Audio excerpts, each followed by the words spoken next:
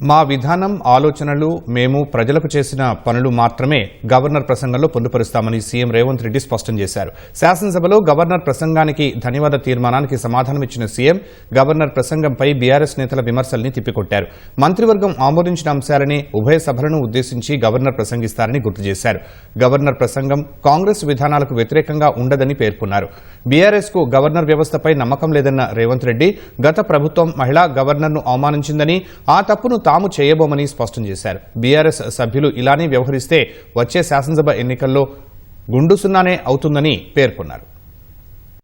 నిన్న మన గవర్నర్ గారి ప్రసంగం ప్రజాస్వామ్య స్ఫూర్తిని ఈ దేశ ప్రజలకు గుర్తు చేయడంలో భాగంగానే వారు ప్రస్తావించడం జరిగింది. అధ్యక్ష, మిత్రులు శాసనసభ్యులని మేము 6 సార్లు ఎన్నికైనాం, 7 సార్లు ఎన్నికైనామని గొప్పలు చెప్పుకునే వాళ్ళు అక్కడ మీడియా సెంటర్లో మాట్లాడుతూ ఇది కాంగ్రెస్ పార్టీ ఎన్నికల మేనిఫెస్టో లాగానే ఉంది, గాంధీ భవన్లో తయారు చేసిన ప్రసంగం లాగానే ఉంది, ఇది కాంగ్రెస్ పార్టీ ఆలోచన విధానానికి ఉంది, మేము తప్పుపడుతున్నాం అని వాళ్ళు మాట్లాడినారు. అధ్యక్ష, ఇప్పుడు నేను మిమ్మల్ని అడుగుతున్నా అధ్యక్ష, తమ ద్వారా వాళ్ళని అడగదలుచుకున్నా. నేను ప్రజల దగ్గరికి వెళ్ళి ప్రజల యొక్క మన్ననలు పొంది ప్రభుత్వాన్ని ఏర్పాటు చేసిన ప్రభుత్వం తీసుకున్న నిర్ణయాలను గవర్నర్ ప్రసంగంలో మేము పొందుపరిస్తే దాన్ని తప్పుబట్టి అవహేళన చేసి ఇది కాంగ్రెస్ పార్టీ విధానం లాగానే ఉంది అట్లెట్లుంటుంది అంటారు ఏంది అధ్యక్ష?